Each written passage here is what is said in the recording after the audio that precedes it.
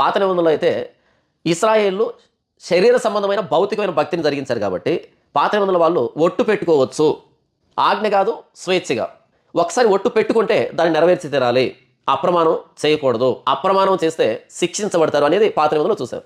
అయితే కొత్త నిబంధనలో యేసు ప్రభువు అంటున్నాడు, నేను మీతో ఏం చెప్తున్నాను అంటే ఎంత మాత్రం ఒట్టు పెట్టుకోవద్దు, మొక్కుబడి చేసుకోవద్దు, ఒట్టు పెట్టుకోవద్దు. ఎందుకు అంటే ఆకాశం తోడు అనవద్దు, అది దేవుని సింహాసనం. భూమి తోడు అనవద్దు, అది ఆయన పాదపీఠం. యెరూషలేము తోడు అనవద్దు, అది మహారాజు పట్టణం. నీ తల తోడని ఒట్టు పెట్టుకునవద్దు. నీవు ఒక వెంట్రుకనైనను తెలుపుగా కానీ నలుపుగా కానీ చేయలేవు. మీ మాట అవునంటే అవును, కాదంటే కాదు అని ఉండవలను. వీటికి మించున్నది దుష్టు నుండి పుట్టినది. క్రొత్త నిబంధనలో ప్రభువైన యేసుక్రీస్తు వారు ధర్మశాస్త్రాన్ని ఇంకా బిగుతుగా చేస్తూ ఏమంటున్నాడు అంటే మీరు ఎంత మాత్రం ఒట్టు పెట్టుకోవద్దు. మీ మాట అవునంటే అవును, కాదంటే కాదు, అంతే. అవునంటే అవును, కాదంటే కాదు అని ఉండాలి. మీ ప్రతి మాట ఒట్టే. మీ ప్రతి మాట ఒట్టే.